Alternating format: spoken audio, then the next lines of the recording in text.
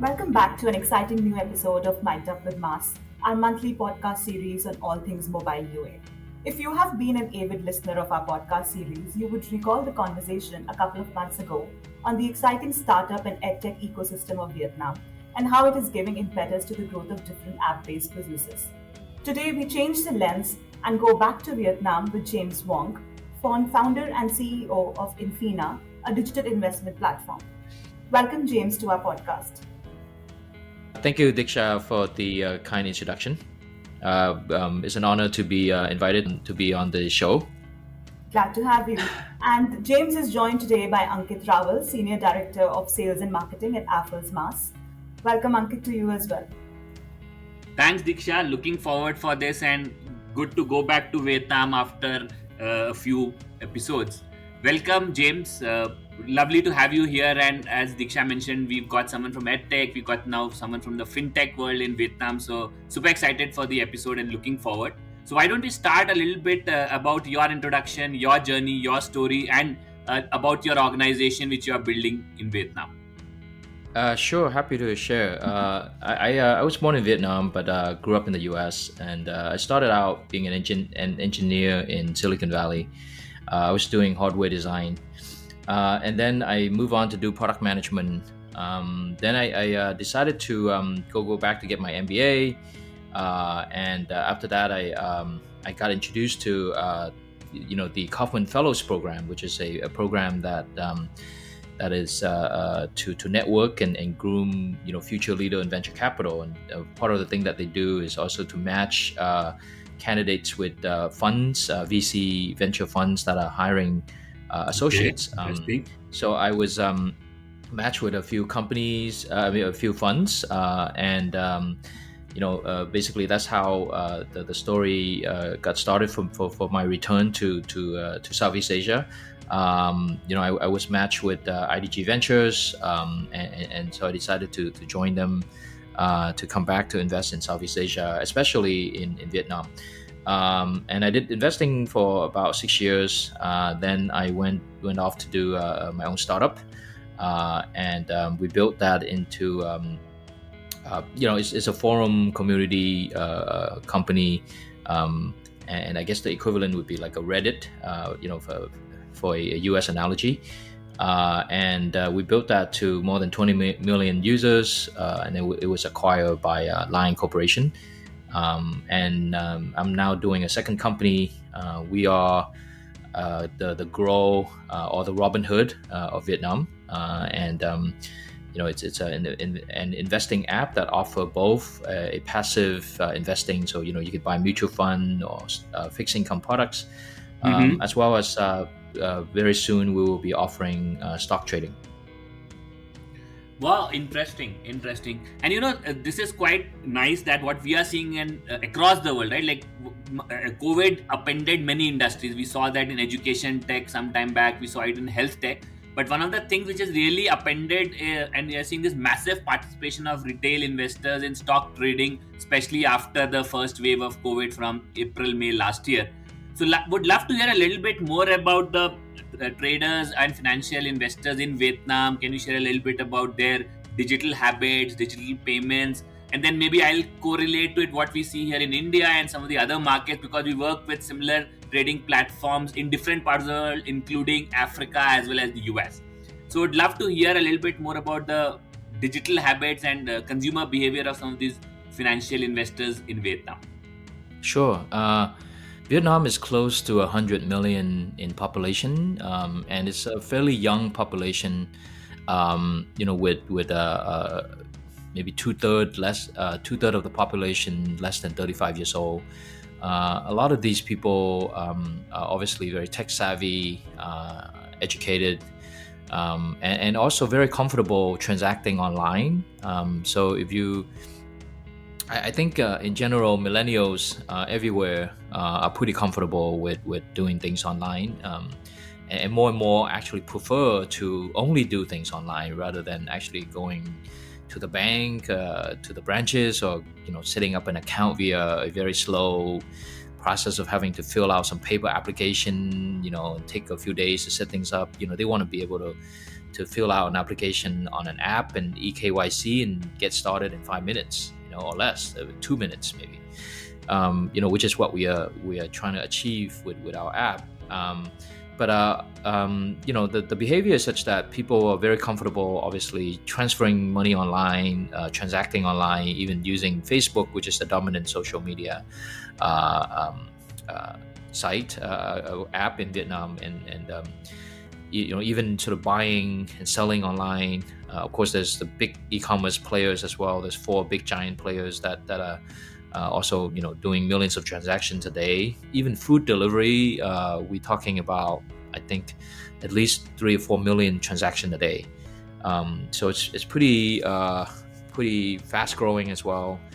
And a little bit about the investing landscape. The number of brokerage account also have increased very rapidly.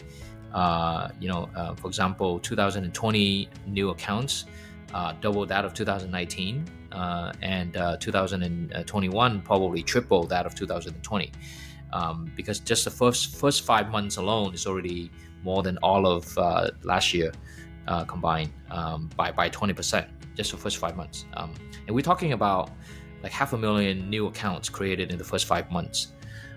So it's been growing really fast. Yeah, I hope that give you a sense of the activities and the behavior. It did, and quite heartening to see that the persona of these users are very similar. Millennials, metros, and males, if you can put it that way, the 3Ms is largely what we have seen across the world. But now these are the early movers, and as now we're seeing that more tier 2, tier 3, as well as more women participation is coming. So that's quite heartening. But curious, like one of the reason where Robinhood got its prominence was the whole GameStop saga. I'm sure you saw it early this year. Wondering, any such incidents or anecdotes happened in Vietnam where you're seeing this explosive growth, or it's just aping the West as we see in general in terms of popular culture? I think it's definitely popular culture, but also being accelerated a lot by the availability of content and analysis of stock online, as well as basically people having a lot of free time, being locked down or not being able to go out much, but also having disposable income that before they would splurge on travel or going out to eat. Now they have more disposable income to do something like actually putting it in the stock market or investing in mutual funds and other things online, or even crypto.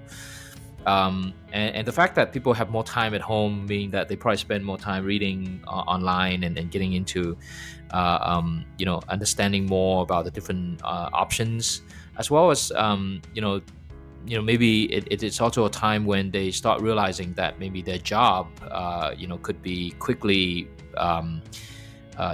be lost, and they don't know when they can return to work. A lot of retail people who work in retail would feel this pain. It's unfortunate, but it's also in a way a wake-up call for people to start thinking about maybe saving and as well as trying to grow the money.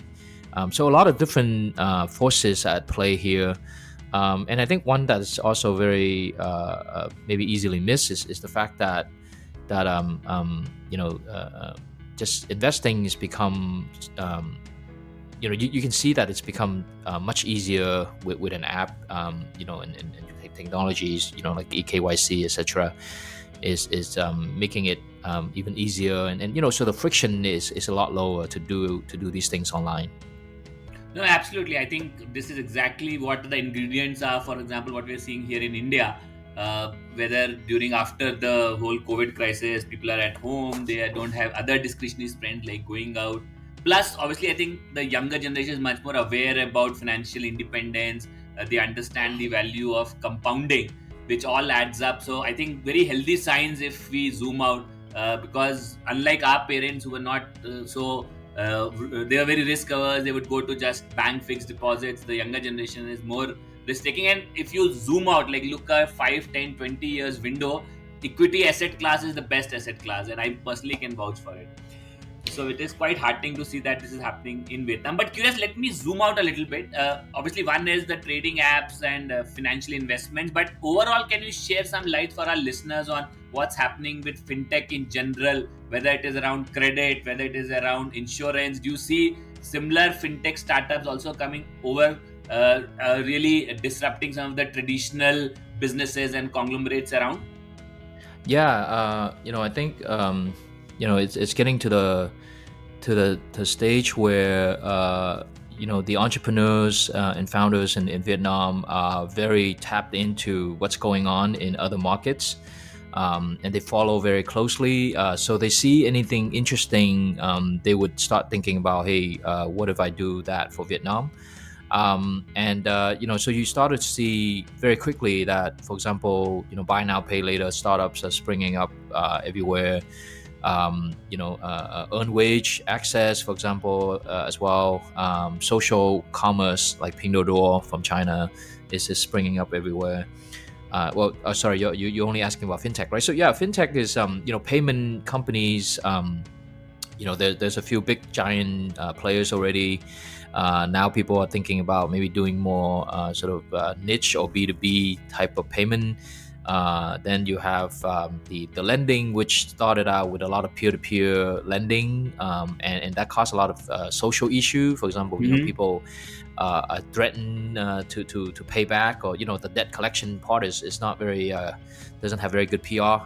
And then regulation wise, it's not clear how the lenders get protected, or things like that. So it's also balloon up and shrank quite a bit, just like what happened in China with the peer-to-peer kind of blowing up, peer-to-peer lending, and then there's still some key player that's still doing fairly well, and continue to gain more trust, and maybe also better way to deal with collection and things like that. Then you have the wealth tech, or the investing app, and we are in that category. So beside us, there are other players in the market as well. Some focusing on passive, some focusing on active investing. Then there's the insurtech player as well, offering insuring products. But then you can't sort of dismiss the super apps, right? Okay. like Grab or Gojek from Indonesia, Grab from Singapore, and many other. Oh, and then of course SEA Group, all wanting to build super apps, as well as the e-commerce companies or the payment company wanting to build super apps. And a big vertical that they want to get into would be fintech as well. If you do ride hailing or you do food delivery, likely the margin is super low, and people are wanting to get into fintech for the better sort of longer term profitability. So that all of those things are happening everywhere in Southeast Asia, but also happening in Vietnam. No, absolutely. I think the way I always feel is that, imagine when the steam engine got invented, right? They were the rails of disrupting so much, and that's how the industrial revolution happened, right? So I think the rails of a new economy, digital economy, is getting laid, and sector after sector. Obviously, it starts with, say, shopping, then it started with transportation, and now we are seeing more traditional, highly regulated sectors like fintech, education, health are also getting upended. So very exciting times, and especially so for Asia, whether it is Southeast Asia, Vietnam, or India, because mobile device becomes the only source or the first screen. So unlike the West, where you had what we call now the desktop internet or the wired internet, a lot of people in India, in Southeast Asia and Vietnam, I'm sure, are having their first screen as the smartphone, and they are really leapfrogging some of these technologies, and they are very mobile first in terms of usage. And I can relate, because we obviously work with a lot of clients in Western Europe. The level of, example, financial improvement, that QR code payments, etc., much more adopted here in Asia versus what we see in US or Western Europe. So I think very exciting times. But let me just go a little up further. So one obviously is your business, then there is fintech, but If I zoom out further, what's happening in the startup ecosystems? I hear that Ho Chi Minh is like the Silicon Valley of Vietnam. Can you share something about what's happening in general in the startup ecosystems? Is SaaS, for example, a big growth? So like yesterday, one of the SaaS company in India just got listed on NASDAQ, and people are calling it the Roger Bannister moment. Again, some interesting fun fact: Roger Bannister was the first athlete who was able to break that 4-minute milestone in a marathon, and after that, like every athlete was able to break that. So you need that 1% to be as a torchbearer. So curious, what's happening in general of startup ecosystems? Are some of the local ones like a Tiki, Sendo thinking to go public, because that will then open the floodgates going forward? So can you share a little bit about the startup ecosystem in general in Vietnam? Sure, sure. It's super exciting. The startup ecosystem in Vietnam. I started investing in Vietnamese startups since 2008, and 13 years ago we didn't have a lot of good companies to invest. Now, I mean, we had 100 million, the IDG Ventures Fund. It was hard for us to find places to deploy capital, but now if I have 100 million, I can pretty easily get it all spent in a short time. And then you also see now unicorns start to really show up in Vietnam. So beside VNG, which we invested before, it's the first unicorn. Now there are quite a few. And some surprisingly too. So another unicorn would be VN Life or VN Pay. So VN Pay is the number one payment company. They basically across the unicorn. I mean, you reach unicorn status, but I think I heard that they spun off another division called VN Life and just raised also a lot of money. And I think apparently that was also another unicorn. So it's almost like a split, and it became two unicorns.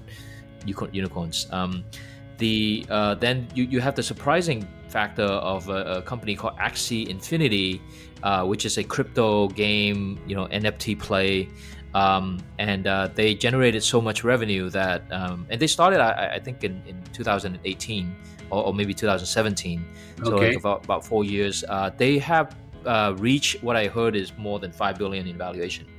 Wow, that's pretty exciting, I think, in terms of just the status of these companies, but obviously a public listing, whether via a SPAC or a direct listing, maybe even on the NASDAQ, would be super awesome. But if you look at the fundamentals, like the talent pool, human capital is also has gotten so much better. A lot of the talents are coming back from Ivy League schools, in the US and elsewhere, and coming back and taking leadership roles in a lot of the companies. But also the local founders are becoming super savvy now. Like, they know how to play the investing game as well as the growth hacking game and the startup game of being able to sort of iterate and find product market fit. So very sophisticated people now in the market, and I think that it's going to keep getting more exciting. No, exactly. In fact, one of the things you mentioned about talent, and one sector one has to talk about when we talk about engineering talent, UI UX, is gaming. And for the longest time, some of the largest game publisher, EA or Gameloft, I know, have had animation studios, engineering teams in Vietnam. Interestingly, Elsa, which is a global lab, apparently their whole engineering as well as marketing product, a lot chunk of their marketing team sits out of Vietnam. So any lights can you throw? Because gaming is one sector you hear a lot, which is happening in Vietnam, both for global games with the development centers as well as local labs. And who cannot forget Flappy Birds, which was like a phenomenon itself, I think, in early 2012-13. So anything around that?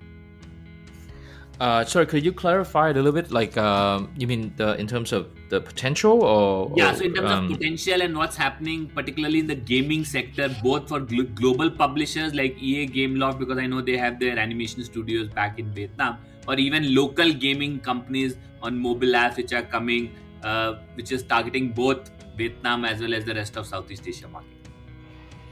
Yeah, I think as an outsourcing model or being a studio that's more cost effective, I mean that's not that interesting, I think. But the more interesting area would be people taking games to the blockchain, and then being able to sell NFT. Uh, um, and for example, like I mentioned, Axie Infinity is one of those success story, but I think more will come. And actually, even for crypto, Vietnamese pretty. Vietnam is pretty top market in terms of crypto volumes and accounts. Got it. Interesting.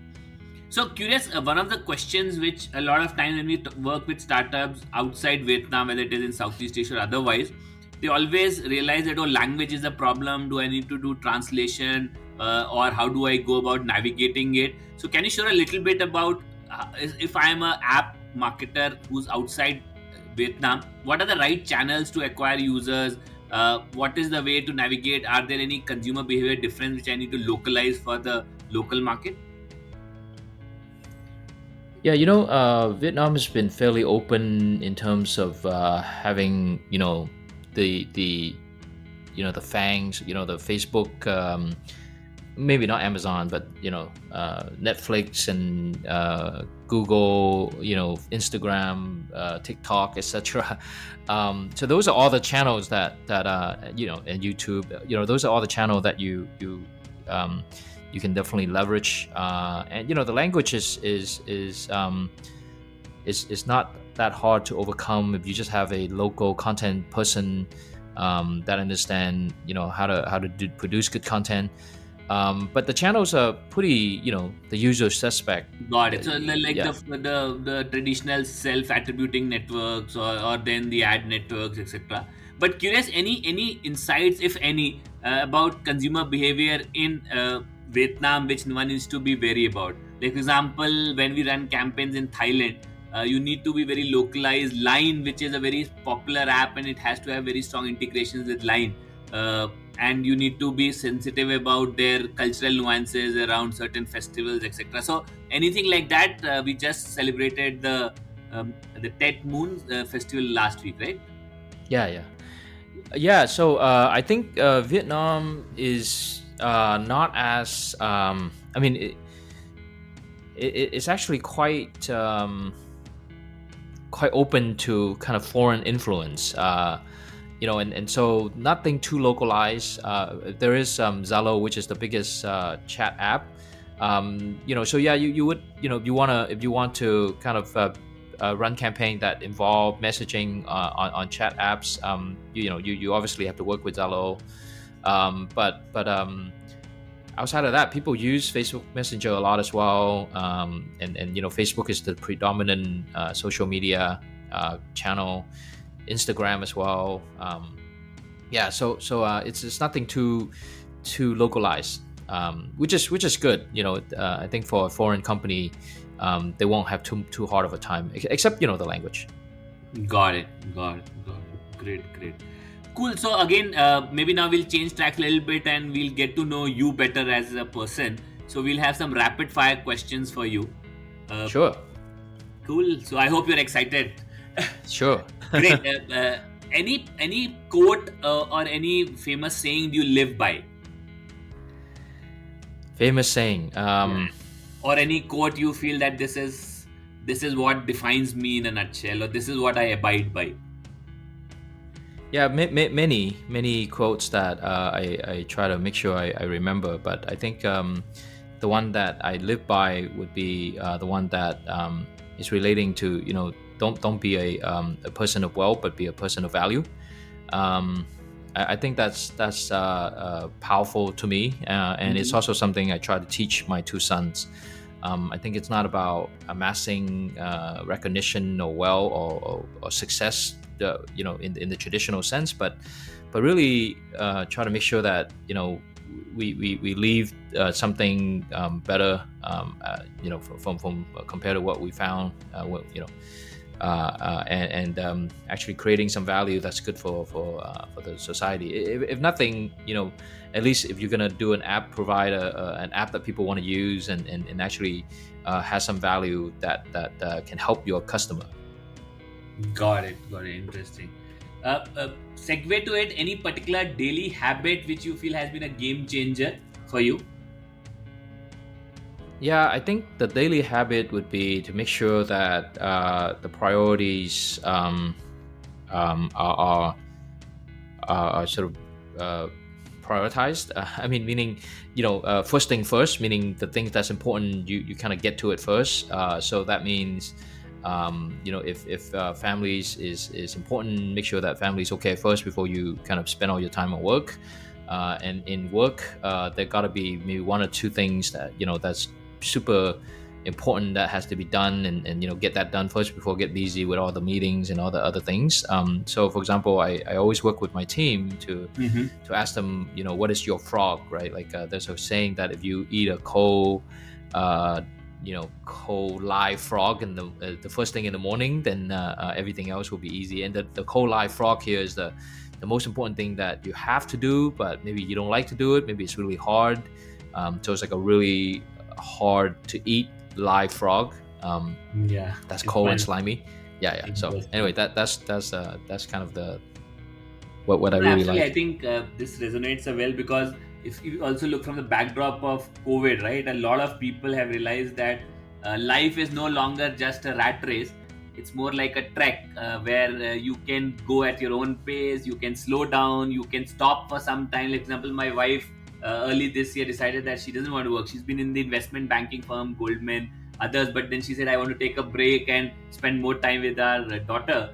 And I think that's an interesting point, that now it's no longer a race but a trek, and you can pace up, pace down, take a pause depending on your priorities. And I think that's been a big personal realization on prioritization of what's important in life. So really resonated with me here. Actually, that's a great sharing. I will remember that quote as well. So life is not a race, it's a trek. I like it. Thanks. Cool. Curious, any trade secret for success for an investment app? I think it's not really a secret, but it's something that I think people sometimes don't really give enough emphasis to, and so we just went through YC, Y Combinator. So I'm going to steal a quote that YC uses all the time, which is to make something people want. I have a mug here from YC in front of me, and that has exactly that quote, is to make something people want. Easy to say, but a lot of time people just want to make things that they think people want, that they want, but maybe other people don't really want. Got it. Interesting. Absolutely. I think so true in general, and also in the realm of startups. And since you've done multiple startups and you also have a very good understanding of the Western world, because you've been in US, now back in Vietnam, so any advice for upcoming entrepreneurs, startups, either in Vietnam or in the rest of the region? Well, I think first of all, I think COVID is scaring a lot of people, and it is unfortunate that it's destroying a lot of companies, especially the retail companies. But I mean, it's probably a great time to start to launch a startup. And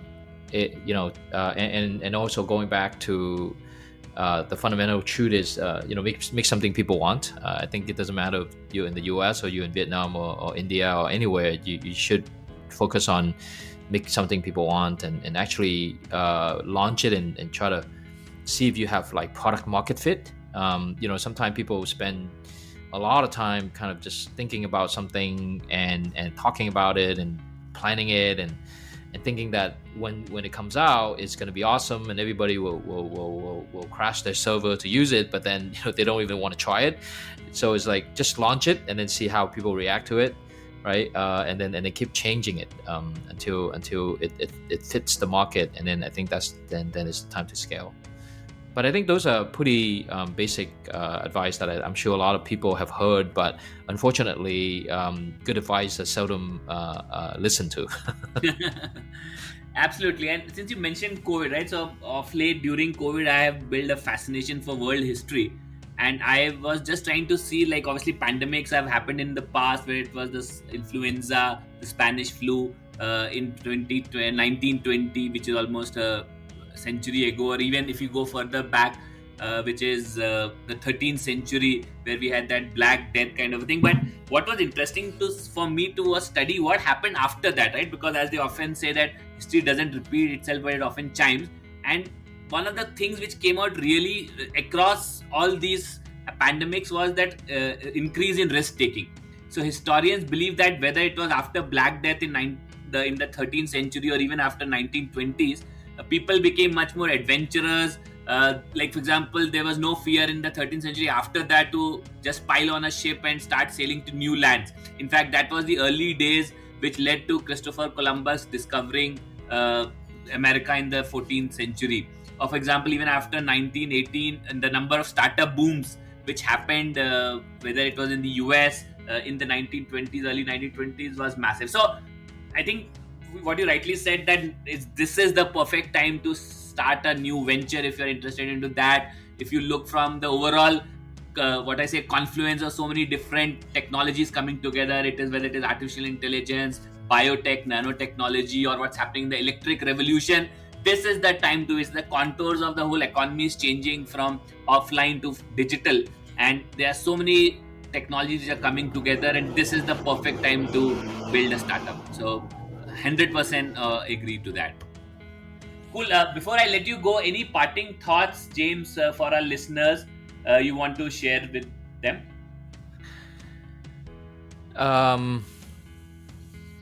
I guess if your audience are not too aware of Vietnam, as a country, I think it's super interesting to visit. And of course, after COVID, when things are more open, but also Vietnam is a great place to do business. It's a great place to invest. As I mentioned, I'm super excited about how far the tech startup ecosystem has gone. I wish I have a lot of money so I can invest. Unfortunately, I'm a poor entrepreneur trying to do my own company. But I do make some small angel investments sometime, and I think that it's super promising as a market. I think it's going to continue to be better.